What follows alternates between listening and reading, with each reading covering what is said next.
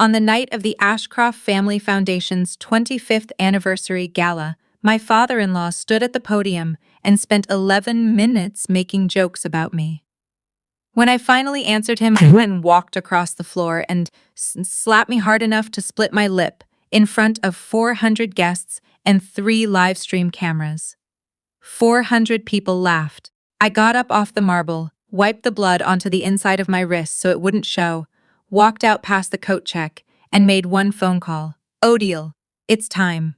Before I go on, tell me in the comments where you're watching from. I read everyone. And if you've ever been underestimated by people who thought they knew exactly what you were worth, hit like and subscribe. You'll want to see how this ends. My name is Landry. I'm 37, and I restore pianos. Not the kind of restoration people picture. I don't polish lids and sell them to condo developers as furniture. I take apart instruments that are 120 years old. Heinzmann's, Mason and Risch's, Willis uprights that came out of church basements in Trois-Rivières with mouse nests in the action, and I bring them back. It takes months, sometimes a year.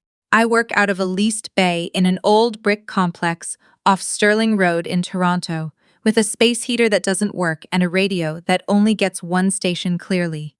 It's not a job that impresses anyone at a dinner party. I've made peace with that.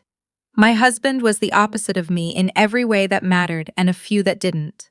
Nolan Ashcroft, 39, Executive Vice President at Ashcroft Wealth Partners. Nolan cared about rooms, who was in them, where he stood in them, whether the room noticed.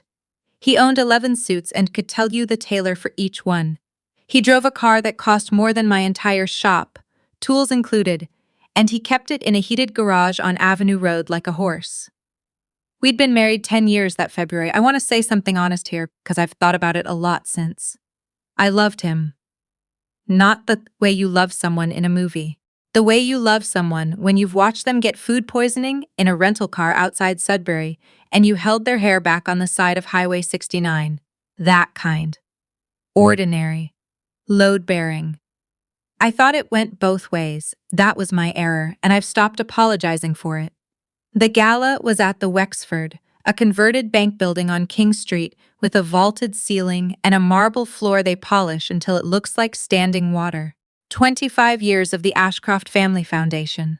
400 guests, provincial cabinet ministers, 2 bank vice chairs, a former mayor, the head of a hospital board, 3 people who owned newspapers. Waiters moving through a hoot with trays of Niagara sparkling, because Gregory Ashcroft always made a point of the wine being Canadian while the money was not. Gregory Ashcroft, 68, my father-in-law, founder and chairman of the firm, and the reason I hadn't slept properly in 14 months. Beside him, Vivian Ashcroft, 64, my mother-in-law, in a dress from a Paris house and a necklace with a provenance she'd mention within 4 minutes of meeting you. Beside her, Marissa Ashcroft Quinn, 34, my sister-in-law, who had been a competitive equestrian until the horse got expensive and who now described herself as a curator of experiences. And standing slightly apart, holding a rye and reading the room the way you'd read a balance sheet. Theodore Brandt, 46, the family's lawyer. Not the firm's counsel, the family's. There's a difference, and I'd come to understand it very precisely. I wore a navy dress I'd bought off a rack at Yorkdale 3 years earlier. I had drunk sparkling water all night because I'd been up until 3 the night before regluing a soundboard, and I didn't trust myself with wine. I stood near the back. That was the plan. Get through it. Go home. At 9:40, Gregory tapped a spoon against his glass, and the string quartet stopped mid-phrase, and 400 people went quiet. He talked about the foundation. 25 years of scholarships, the children's wing, the music program in Scarborough that the foundation had funded since 2009. He was good at it. He had that voice men develop when nobody said no to them in a long time. Warm, unhurried, absolutely certain of a landing. Then he said, "Of course, philanthropy runs in the family." And he found me in the crowd. My daughter-in-law, Iris, she's here somewhere, in the back. She's shy. Iris is a philanthropist too. She donates her entire career to charity. He waited for the laugh. It came. She fixes pianos, in a warehouse, with her hands. Someone near the front made a noise like a horse. Now I've offered to buy her a real piano, Gregory said, and she tells me the old ones are worth saving. 25 years of this foundation, and my own daughter-in-law is the only lost cause I've never been able to invest in. 400 people laughed. Not politely. It went on. I want to be precise about what happened in my chest, because I've turned it over many times. It wasn't rage. Rage is hot and it makes you stupid. This was something else. It was the specific, quiet feeling of a mechanism finally engaging after months of slipping. A pawl dropping into a ratchet tooth. The jazz trio had a microphone on a stand, 3 meters to my left, unused. I walked over, and I picked it up. The room turned. I heard Vivian say, "Oh no," in a delighted little sing-song. And I heard Marissa laugh into DeAndre. Sorry. Into her husband's shoulder. His name doesn't matter. He left her within the year, and I'd rather not give him the airtime. I said, Gregory, you've told everyone what I do. May I tell them what you do? The laughter thinned out, not because they were on my side. Because a fight is more entertaining than a joke. The Scarborough Music Program, I said. The one you just named. I volunteered there for 6 years. I tune their pianos twice a year. Free. There are 9 instruments. 4 of them haven't been playable since 2019, and I've submitted a written request for $1,100 in parts. 1,100 Gregory, 3 times. Denied 3 times. Insufficient budget. The room had gone very still. Tonight's floral arrangements, I said, cost $22,000. I know because the invoice came to our house. I didn't say it loudly. I remember being surprised by how steady my voice was. I remember the microphone smelled like someone else's cologne. Gregory's face didn't move at all.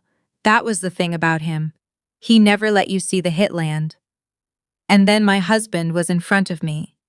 Nolan had crossed 40 feet of marble and I hadn't seen him do it. His hand was already coming. I registered his cufflink, the little onyx ones I'd given him for our 7th anniversary. And then my head snapped sideways and the microphone hit the floor with a sound like a gunshot through the PA, and I went down into a service table. Glass. A lot of it. I put my palm down to catch myself, and it opened up on something. I was on my knees on the marble floor of a converted bank building on King Street, and my lip was split, and there was champagne soaking through my dress at the hip, and every single person in that room was laughing. 400 people. You have to understand, I have replayed this. I've replayed it in the shower and on the gardener, and at 3 in the morning. Not the slap, the laughter. The slap was one man. The laughter was everyone. Vivian had her hand over her mouth, but her eyes were bright and pleased above it. Marissa was actually crying with it. Theodore Brandt looked at his watch, and Nolan, my husband, the man who'd held my hair on Highway 69. Nolan turned to his father, raised his glass, and clinked it against Gregory's. That's the moment. Not the hand, the glass. 10 years of my life ended with a small, clear sound like a fork against a plate. I stayed on the floor a beat longer than I needed to, because I was doing arithmetic. Then someone crouched in front of me. A server, maybe 24, black vest, name tag that said Wesley.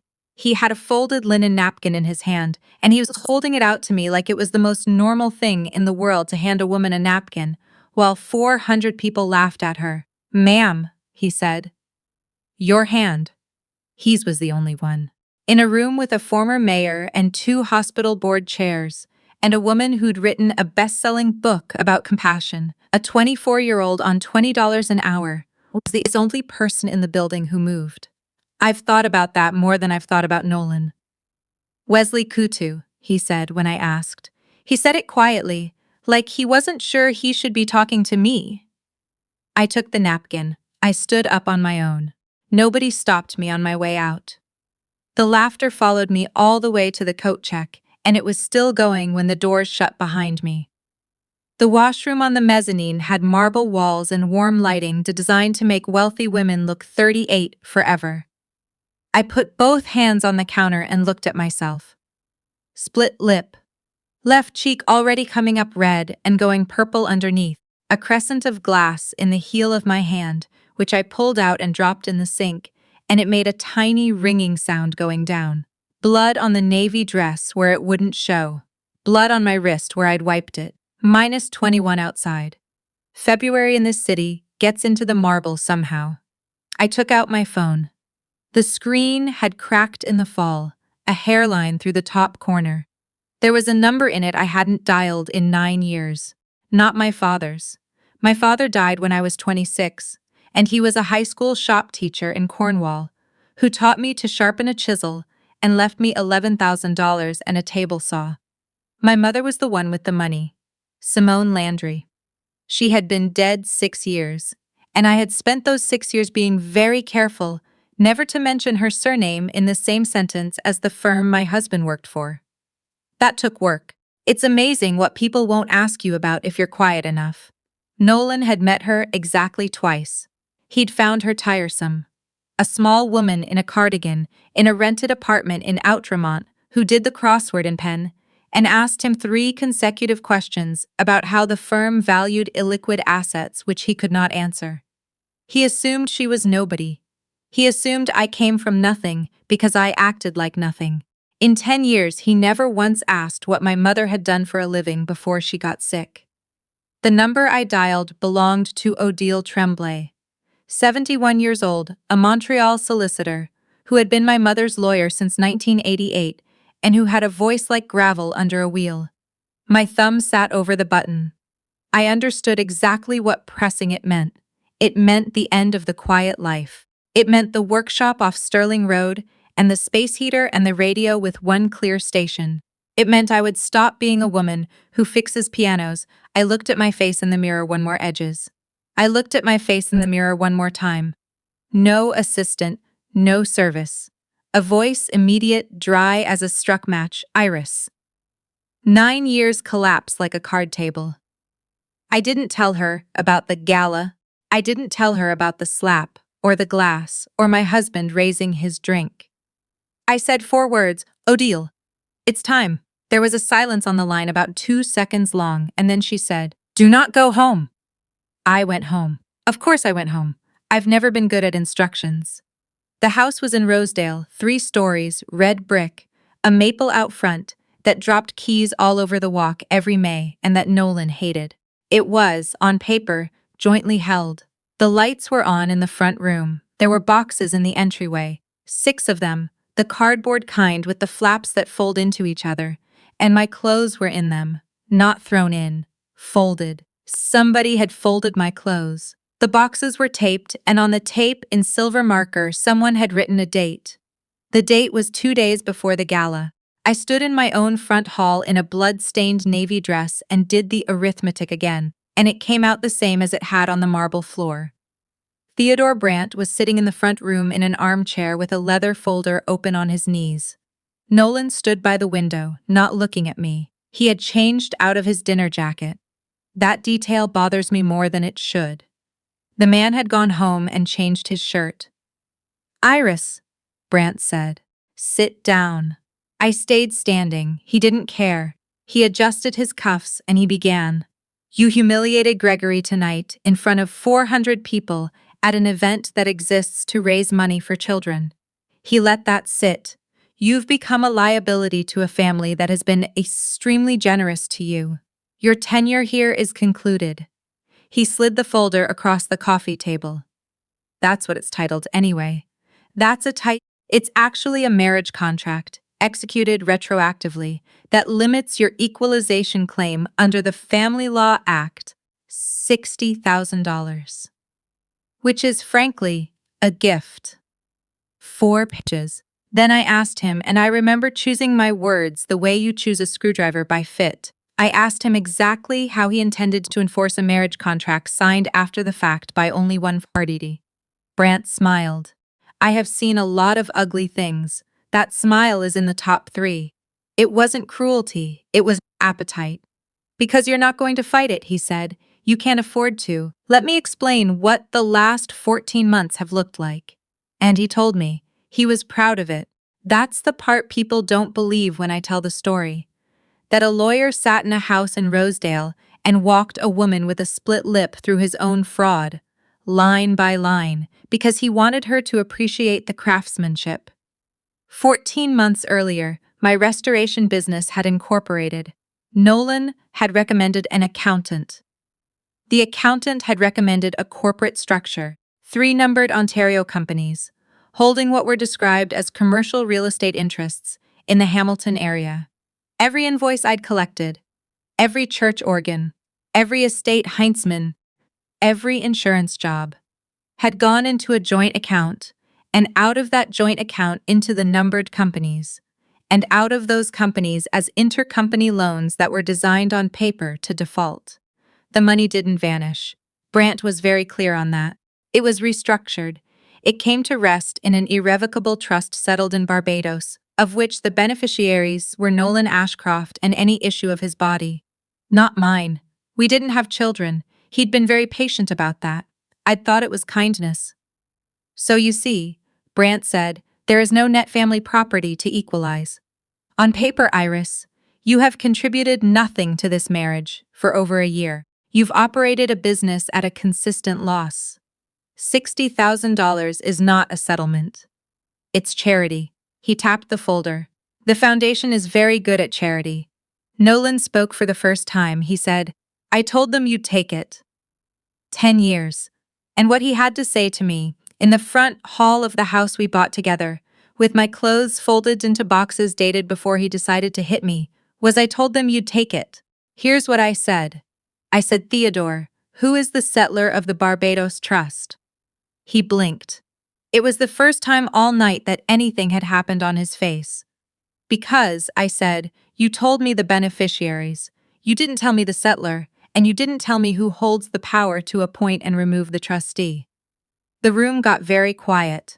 And, I said, at what point in the last 14 months did it occur to any of you to check whether I was watching? I want to go back, because you deserve the whole thing and not just the good part. Ashcroft Wealth Partners was not founded by Gregory Ashcroft. It was founded in 1994 in a 2-room office above a print shop on Adelaide Street by Gregory Ashcroft and Simone Landry. It was called Landry and Ashcroft for 6 years. My mother put in the capital. Gregory put in the clients. She built the models, he took the meetings, and by 1999 the firm managed $400 million. In 2000, she got sick the first time. She stepped back from operations.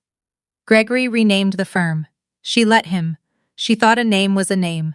And in 2003, when she was fighting it a second time and out of energy, Gregory Ashcroft made an offer to buy out the Landry position, and she was too tired and too ill to read all of it, and she instructed Odile Tremblay to negotiate it, and Odile Tremblay negotiated it. He bought her out.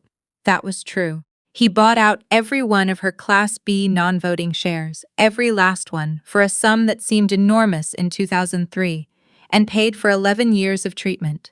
He did not buy the Class A common, 41% of it, because it was not, on that day, hers to sell. It sat in a trust that Simone Landry had settled in 1997, and the trust's terms said that the shares vested absolutely in her daughter Iris, and that the voting rights attaching to them were suspended and held by the trustee, Odile Tremblay, until Iris either turned 35 or requisitioned them in writing.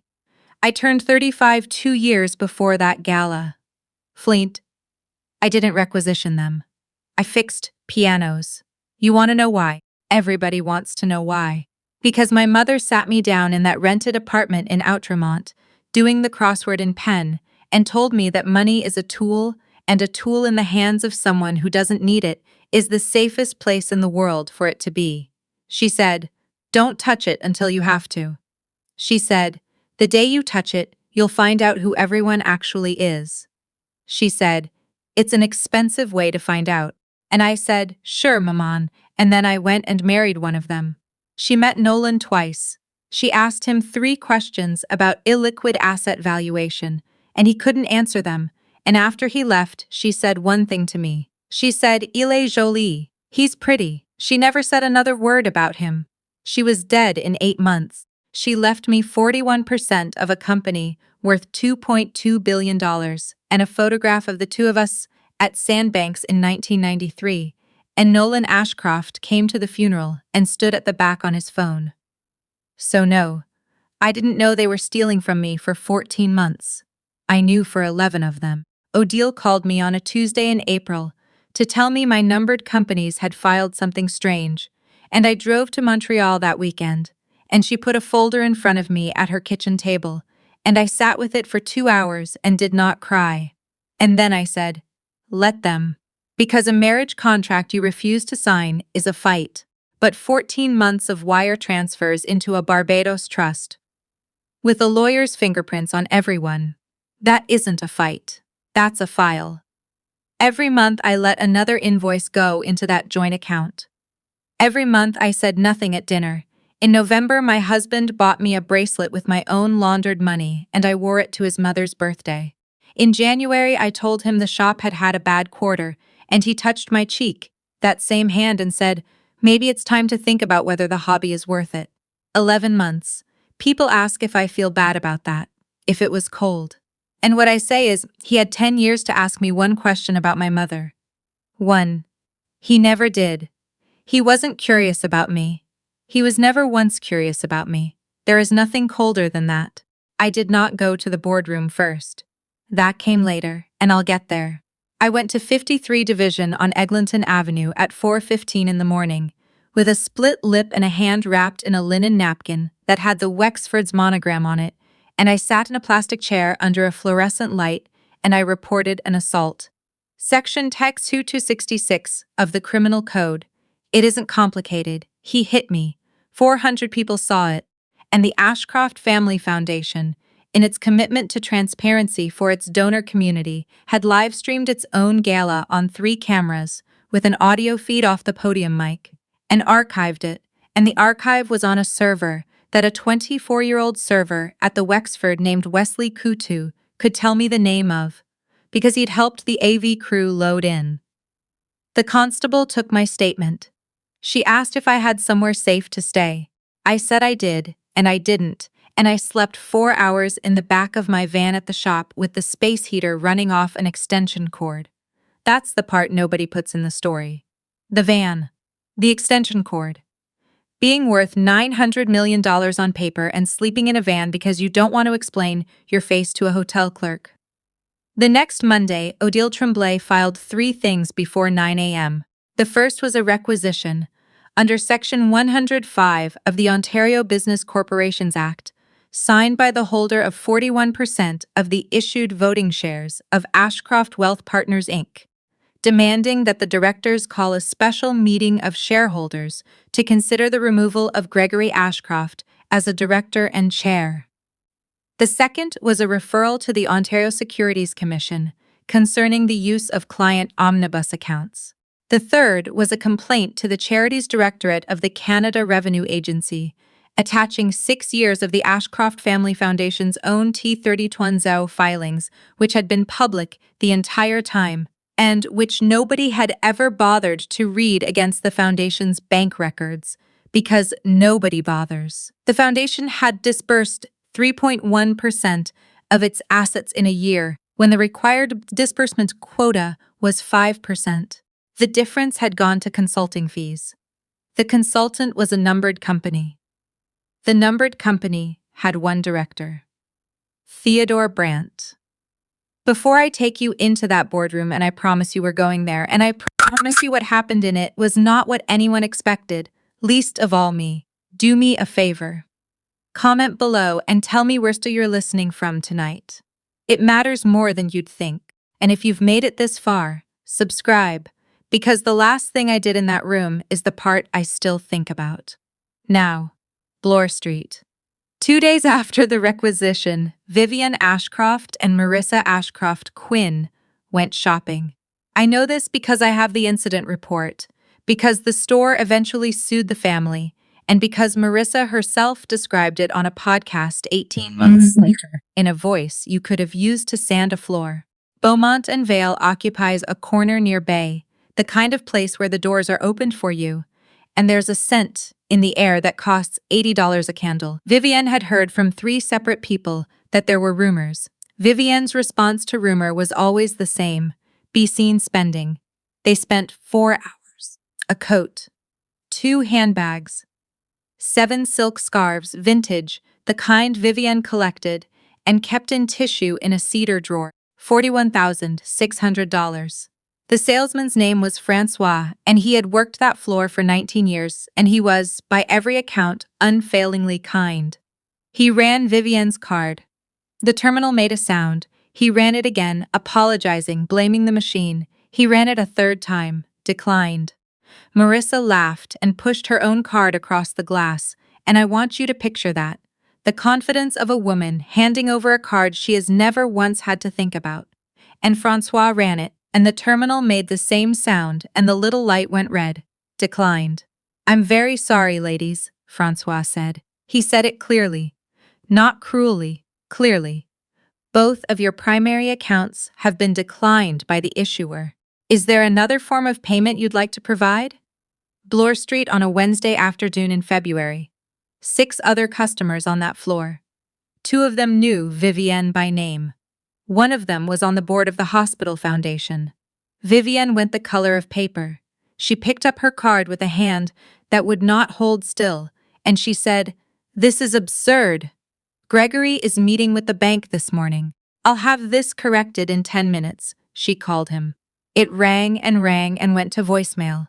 Gregory Ashcroft was, at that moment, sitting in the glass boardroom on the 44th floor of his own building, with his phone in a plastic tray by the door, because that is the security protocol for a special meeting of shareholders.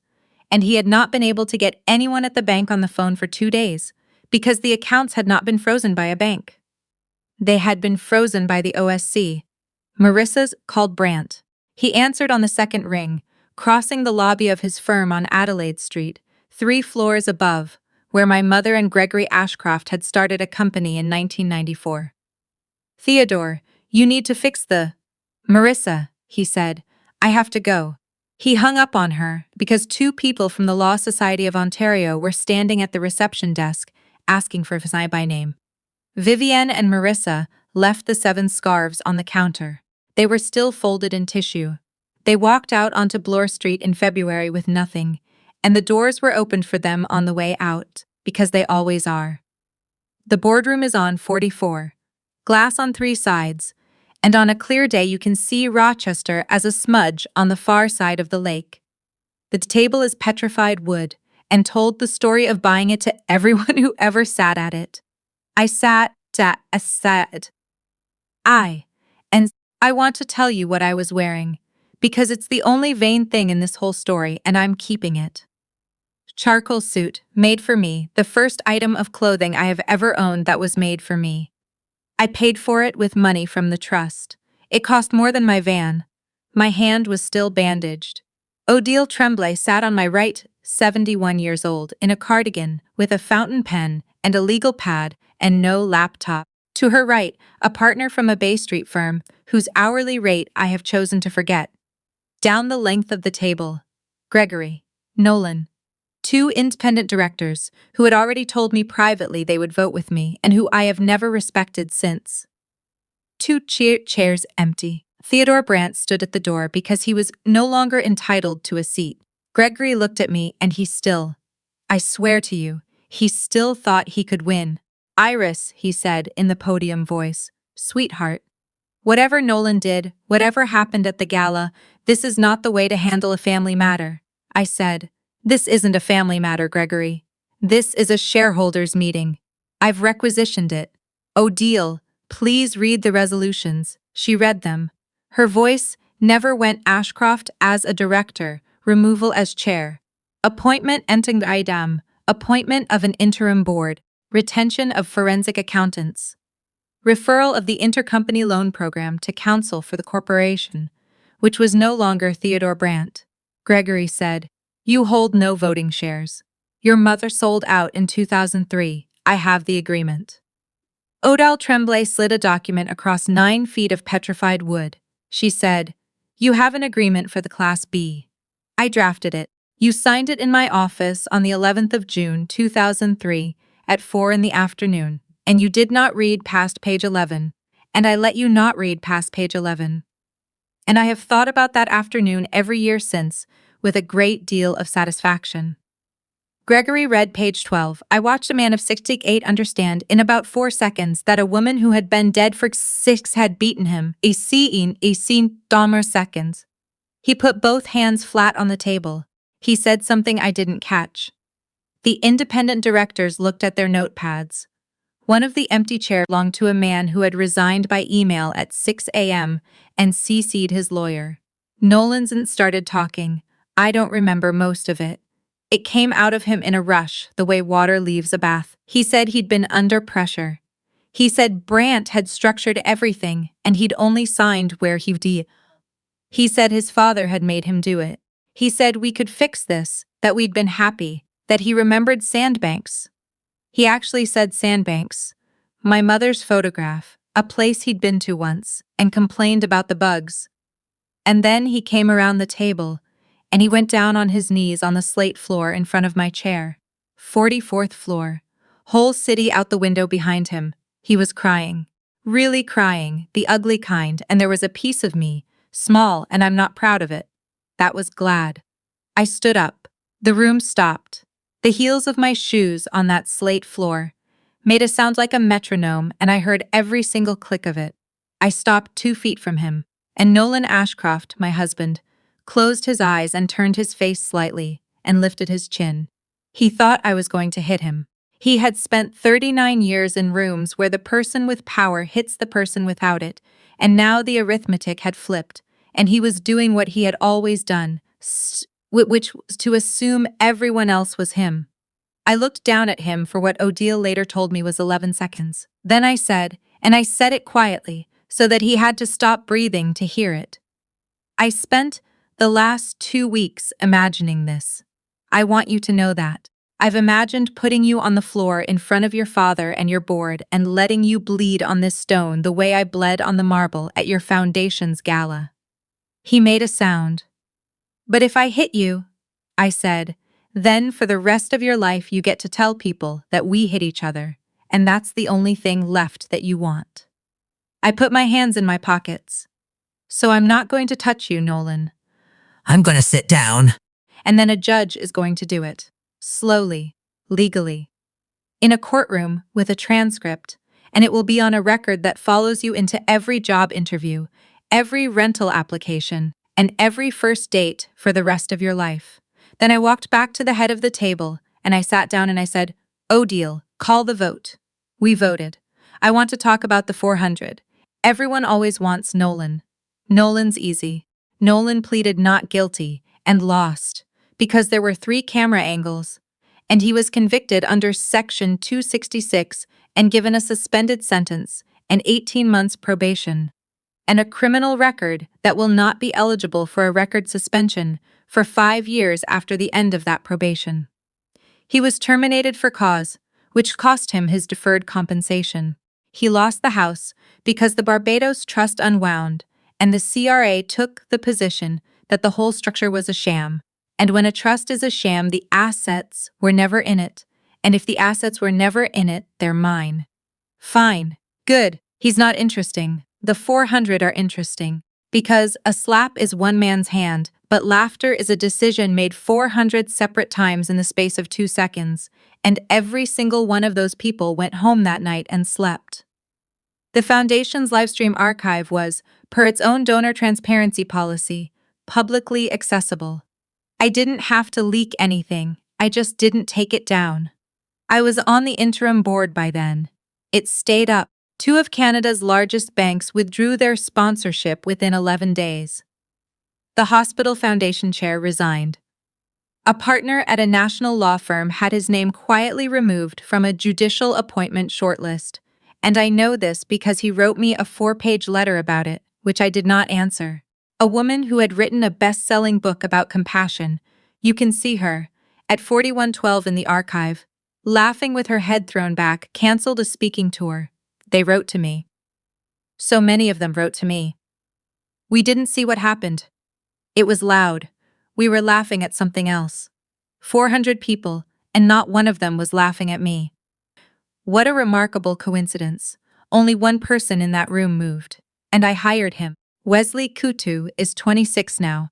He runs the Landry Music Trust, which is what's left of the Ashcroft Family Foundation after the CRA finished with it, and it was wound up and its remaining assets transferred, under a court-supervised order, to a new registered charity with a new board and a new name.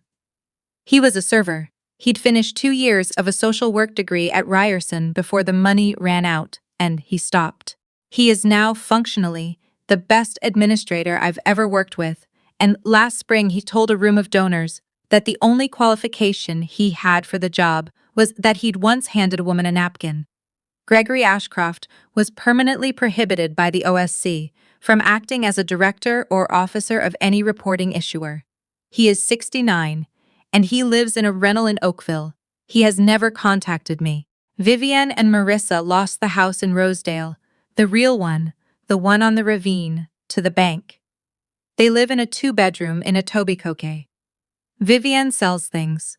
I know this because there is a consignment shop on Queen East that a friend of mine likes, and my friend called me, laughing and horrified, to tell me she'd watched an elderly woman in a very good coat spend 20 minutes arguing over the resale value of 7 vintage silk scarves.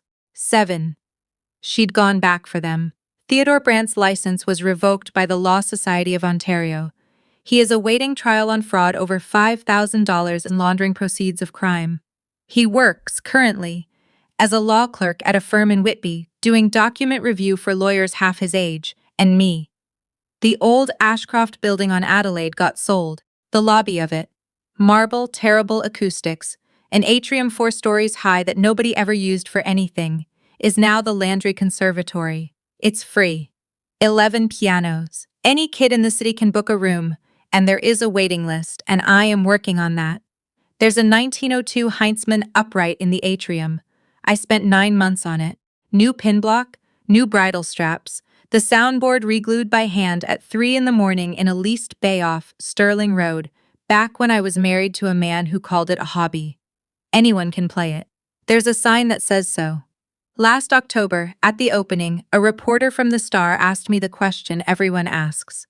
She asked how it felt, at the gala, on the floor, with everyone laughing, knowing what I knew. And I told her the truth, which is that on the floor of that ballroom, I knew nothing. On the floor of that ballroom, I was a 37-year-old woman with a split lip who had just understood that her husband had never once been curious about her. The shares didn't save me. The shares were just paper in a drawer in Montreal for 2 years, while I made dinner for a man who was stealing from me. What saved me was the moment I stopped waiting for someone in that room to stand up. Nobody is coming. That's not despair. That's the whole gift. Nobody is coming, which means it was never going to be anybody else. It was always going to be you, and whatever you're already holding. I go into the conservatory most Saturdays. There's a girl, 11, who comes in from Scarborough on 2 buses, and she's working through a Chopin nocturne with terrible fingering and a completely fearless left hand. And she is going to be extraordinary, and she has no idea yet. She asked me last week whose piano it was, the old one in the atrium. I told her it belonged to a woman named Simone, who did the crossword in pen.